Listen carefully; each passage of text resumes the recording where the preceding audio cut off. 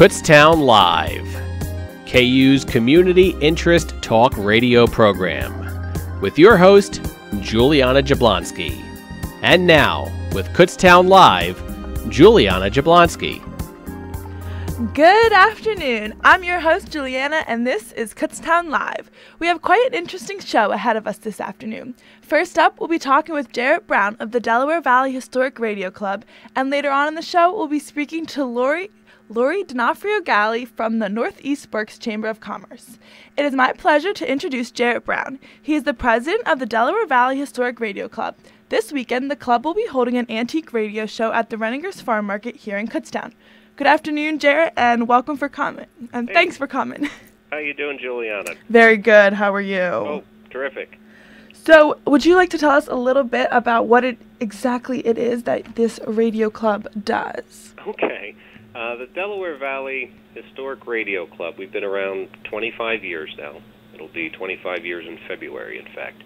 And we're pretty much a group of people who are dedicated to collecting, preserving antique radios, TVs, test equipment related items. We're all radio restorers and collectors. We all have varied backgrounds and interests, but we come together the second Tuesday of each month in Telford, where we have our club meetings, and we discuss and talk about and trade tips and also, radios themselves and all kinds of related equipment, too.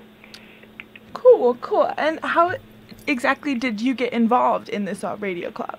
Well, I've been interested in antique radios. I've been in the hobby really in earnest for about 10 or 12 years, but I was probably about your age when I first got interested in just the idea of antique radios. When I was in college, right outside of the classroom where I had radio TV, right outside of the classroom, there was a little display case, and in that case was a couple of old radios, 6 or 8 of them, I can't remember exactly, but I remember walking by and admiring them. And it wasn't until a couple of years later, after I got out of college and had a few extra dollars to spend, that I, picked one up somewhere and thought, oh, this is a cool thing. I'd like to have an old radio. And then 1 turned into 10, and then 10 turned into, hundreds. Things kind of go that way for me. Oh, my goodness. That's so cool. And I think you mentioned it before, but where does this club meet, and who are the types of people that can get involved in this? Okay, well, we are in the Telford Community Building, which is near Souderton, PA, and it's the second Tuesday of each month. And the type of people that are in the club, well, we've got a group of, retired engineers, radio engineers. We have a few disc jockeys, people who spend time in the communications field. There's repairmen. We even have some military men, old Signal Corps people, and then others who are, not necessarily in that field, but just have a love and a passion for antique radios. Oh, that's so cool. This weekend is an event here in Kutztown. Would you like to tell us a little bit more about what's going on with that? Our club hosts a radio meet twice yearly. This is actually our 35th show that we have coming up this week.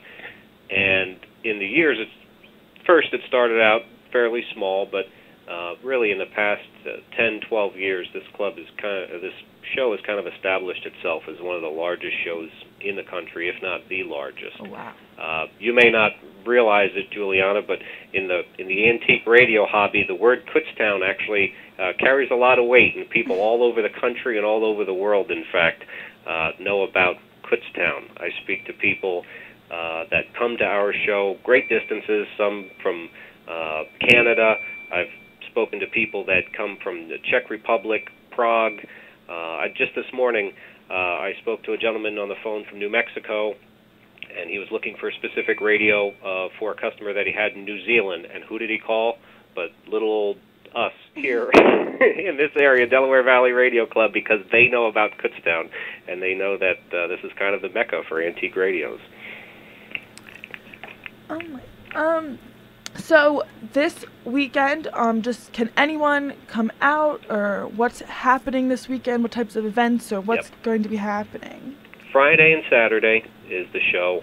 We'll start first thing Friday morning, pretty much at daybreak. There'll be activity there. And the show will go on till probably around 4 or 5 in the afternoon.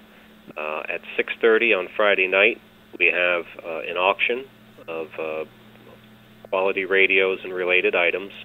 The admission is free both days. We do have a $15 fee for early birds that show up on Thursday. There'll be some folks that start to unpack and bring some things out on Thursday. So if you do that, there is a $15 fee for that. Otherwise, there's free parking, on-site camping, hot showers available, food right there on site. Not only from the farmers market, but we also have another group that comes called Just Grillin', and they'll set up and have plenty of food available. Of course, I got to say, the folks at Renninger's do an amazing job, and they accommodate us and give us one of the best locations that you could possibly have for something like this. We've got 2 big, large pavilions that we have everyone set up under.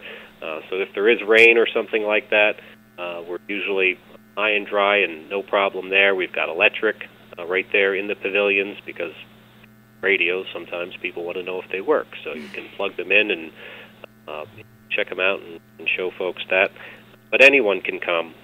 We have hardcore enthusiasts. We also have just some regular community members that want to come and just maybe take a look at some of these things, or occasionally we'll have folks that will bring a radio along with them that they have a question about, one that they found in their attic. And at our club table, we have a little repair clinic there. We have someone who can usually identify and troubleshoot and help folks out if they want to get one restored. Say it's their long-lost relative's radio, and they want to try and get it working again. We have people there to help them with that as well. As soon as I heard about it, I thought it was super cool. So hopefully I'll get to swing by for even a few minutes once this weekend. So I'm excited to come out and see what it's all about. Is there anything else you'd like to share with us about what's going on in the club or this weekend, or any other special notes you'd like everyone to know? Yeah, we have a restored raffle radio. It's a beautiful Detrola radio, nice wood radio that was restored both inside and out, and we raffle that off at our club table, and you can buy chances for that. We also have a Buy It Now table, which is basically donations to the club that we offer all weekend, both really Thursday, Friday, and Saturday. Things are available for purchase there. And really, Kutztown kind of provides a place for collectors to gather and share information, and really our goal is to promote the hobby. And we love it when people that aren't necessarily radio collectors come. Maybe they're just interested in antiques in general. Maybe they're interested in radio, but haven't really gotten into the whole collecting aspect of it. We're trying constantly to bring new people into the fold and into the mix, and just promote our hobby, because after all, we're just kind of stewards for these items. We hold them for a little while, and then we pass them on to someone else or to our kids and whatever. So if we can build up an appreciation of old technology, and specifically radios and receivers and things like that, it certainly helps everyone involved. Mm-hmm. As a member of the Delaware Valley Historic Radio Club, aside from our meetings, we also have a newsletter. It comes out 4 times a year called The Oscillator, where we keep people up to date with club happenings, events, and radio-related articles. It's funny, nowadays with the internet and eBay and things like that, it's kind of changed the way we collect, because it's a lot easier to find things, parts, and information. All you need to do is a simple web search, and you can find a lot of that stuff. But I still find it helpful going to meetings and talking to these people in person, sitting down with them, because I can pepper them with questions. I know I've probably annoyed some of the old-timers quite a bit over the years, but I'm just trying to soak up as much knowledge. Like I said, I've been doing this 10 years, and I'm still fairly new in it compared to some of the collectors that have been doing this 40, 50-plus years. But there's something about sitting down and talking to someone face-to-face that's a little bit better than typing it up on the message board and then waiting a day or so for a reply. There's online resources, and they're great, but for me, it's great to just be able to sit down and listen to the stories and talk to some of these people, really get a good understanding of the hobby and how it works and to repair these things, because there's not, as you can imagine, too many people that can fix a radio from 1936, but but these guys can, and they're a great bunch, and it's a lot of fun. That's so neat. Where could we go to find out more information about this? Do you guys have like a website or an Instagram or Twitter? We have a Facebook page, and we also have our website. It's dvhrc.com, and there you can find out our whole list of events. You can see past issues of the Oscillator, information about upcoming Kutztown radio show news, and also links to other radio-related reference material, forums, parts and supply places, and other clubs around the country. We're just one club, but there are clubs all over the country. We work a little bit with the New Jersey Antique Radio Club, and we try and help each other out when possible. I know there's one out towards Pittsburgh, and there's one in Schenectady, New York, and New England, and all these places. So there's a whole network of clubs all over the country. Fortunately, we just happen to be the one that has this big show and this wonderful thing called Kutztown that's kind of taken on a whole life of its own over the past 18 years or so. Sweet. Are there any final words you would like to say here before we cut to a break? Well, I just want to say that it looks like the weather's going to be nice this weekend, and we hope to see some of your listeners, and maybe you too, Juliana. Yes, definitely. Thank you. Thanks again so much for talking this afternoon. I'm excited. Hopefully I will get to stop on by this weekend. All right. Sounds good. Thank you. Thank you very much. Up next, we will be speaking to Lori D'Onofrio-Galli of the Northeast Berks Chamber of Commerce.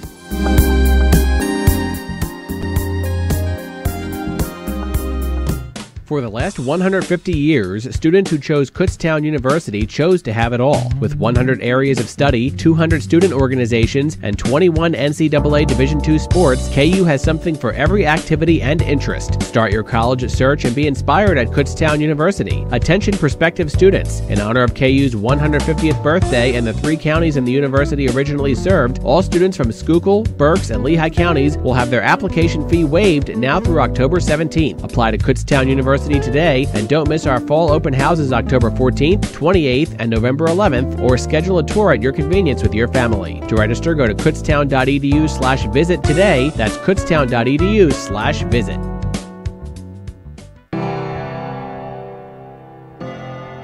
It's Telescopic Topics, a look into the world above us. Take a look up at the night sky. What celestial object do you see thousands of? Stars, of course. What you might not realize is that light is produced in stellar cores, light years away from us. This is Alex Louth, here to talk to you about cataclysmic cores. The closest star is our very own Sun. The Sun is powered by a process called nuclear fusion, which occurs in its core. Nuclear fusion is when 2 separate elements are brought together under extreme heat and pressure to create a new, third element. A byproduct of fusion is the massive amount of energy given off during the process. It is this energy that runs the Sun and all other known stars. We use the opposite process here on Earth in our nuclear power plants. That process is called fission, which is the separation of large, heavy elements into 2 more basic elements. Currently, our star is in a phase of only fusing hydrogen, but larger, older stars can combine much larger elements. Massive stars, hundreds of thousands of times larger than ours, can even fuse carbon and other heavier elements. Once a star creates iron in its core, it's only a matter of time until the star collapses and explodes. Iron is an incredibly stable element and cannot be fused. Therefore, stars that reach an iron core will collapse on themselves and then explode outward in what's called a supernova. Black holes can also form from stars that were so massive and dense that when they collapse, they draw in everything around them, including light. It's incredible to imagine how the core of a star can go from producing the majority of light and energy for a whole solar system to becoming a twisting dark black hole in space, sucking in everything around it. Thanks for listening. Feel free to check out our other podcasts to learn more about the universe around you. Telescopic Topics, a look into the world above us. Stay tuned to KUR for more telescopic topics, and for more information or to hear the segment again, click on the Telescopic Topics icon on the KUR website at www.kutztown.edu/KUR. Telescopic Topics is a production of the KU Physical Sciences Department and is recorded by the KU astronomy students in the studios of KUR. Thank you for listening, and we'll see you next time.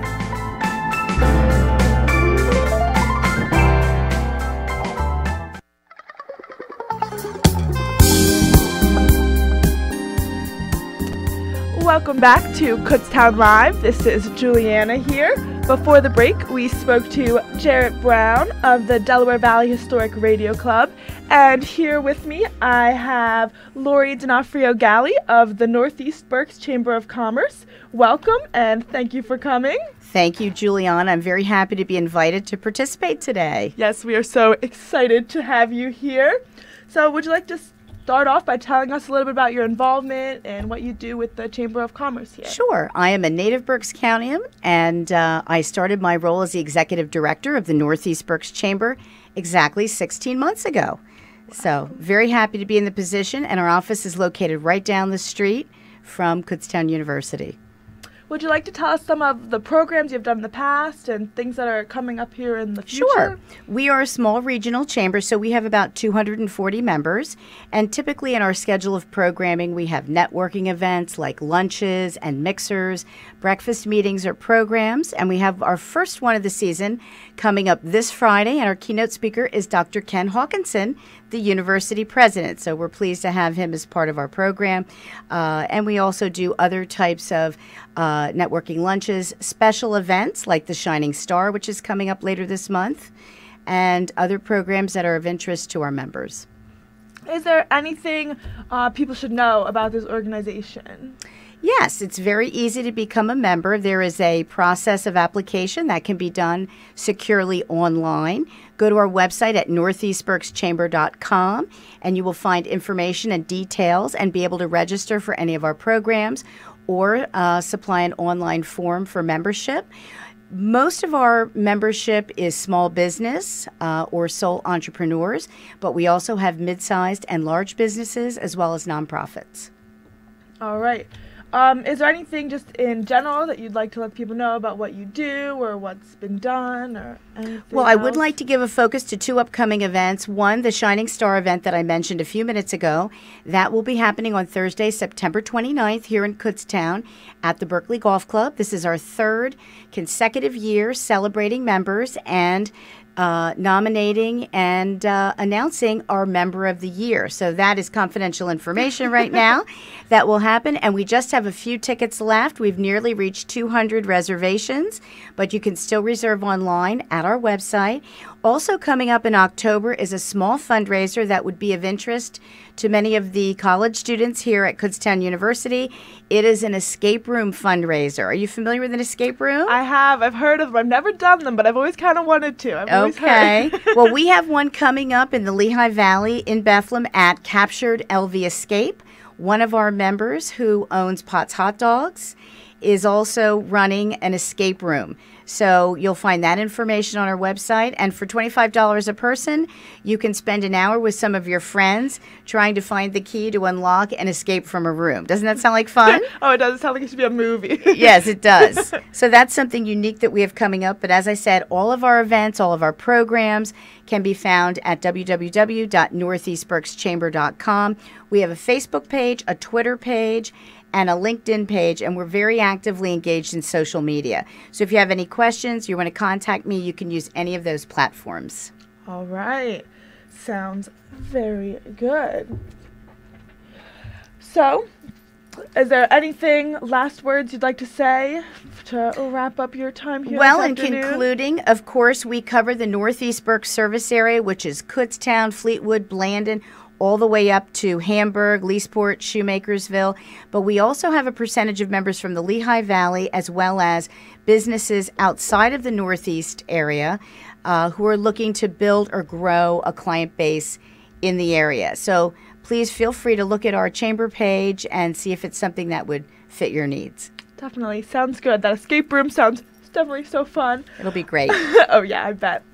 Well, thanks again, Lori Donofrio-Galli of the Northeast Berks Chamber of Commerce. We'll go to a quick commercial break here. Thank you. Thank you. Mike Posner coming to KU Schaefer Auditorium Thursday, October 20th at 8 p.m. KU student tickets $20 on sale from September 7th at 9 a.m. until sellout at the MSU Information Desk. Have you ever needed help finding reliable sources for a paper? The librarians at the Rohrbach Library want you to know that we can help. Librarians can help you with any research-related projects, papers, and more.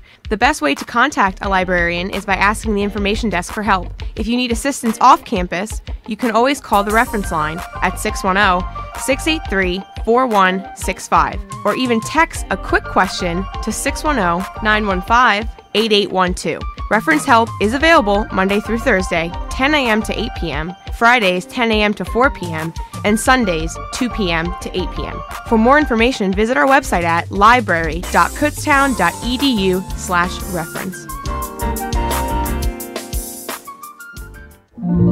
The State Theater in nearby Easton is celebrating its 90th season of entertainment as they welcome singing legend Johnny Mathis back on September 22nd for his 60th anniversary concert.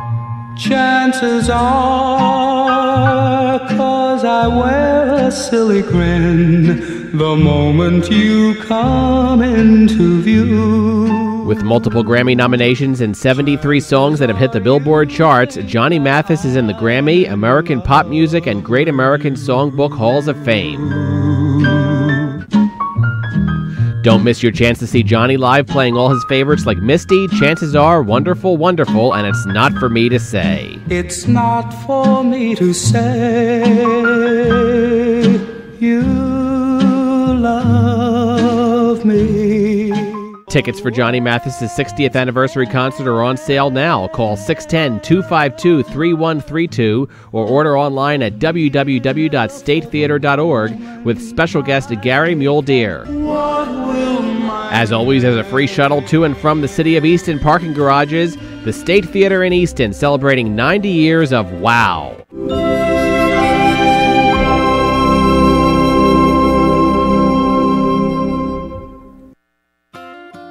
Mike Posner coming to KU Schaefer Auditorium Thursday, October 20th at 8 p.m. KU student tickets $20 on sale from September 7th at 9 a.m. until sellout at the MSU Information Desk.